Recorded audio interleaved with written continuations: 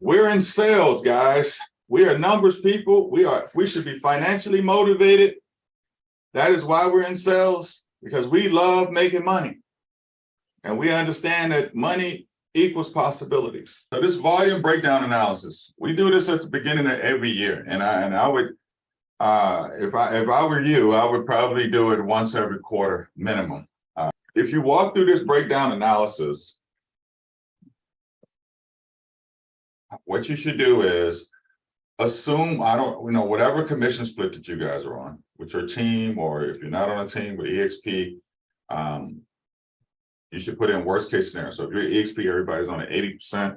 If you're on my team, you get 50% of your deals, 70% of your deals, 50% on my deals. So do everything based off 50% worst case, right?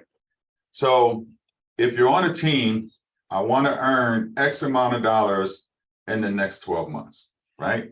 And if you're on a team, that number will be double what you want to do. So if you want 100,000, let's just say 200,000. If you're on a team and you get a 50% commission split, right? How many days a week do you want to work? How many hours a week will you be working? Right? How many hours should a successful real estate agent work? Anybody want to share? How many hours a week, how many days a week should a successful real estate agent that's focused on making six figures work? 6. Solo agent, 6. All right. How many hours a day? How many hours a day should a successful real estate agent work that's focused on making 6 figures a year? 10.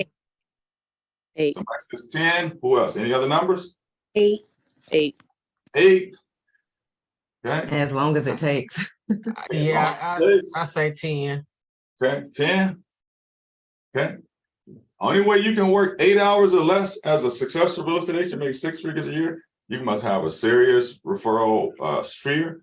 You must have serious systems in place that work automatically for you. You must have multiple VAs to make things happen for you, because 50% of all your business will fall out no matter what people say and do. 50% will fall out, right? So I want to work X amount of weeks per year.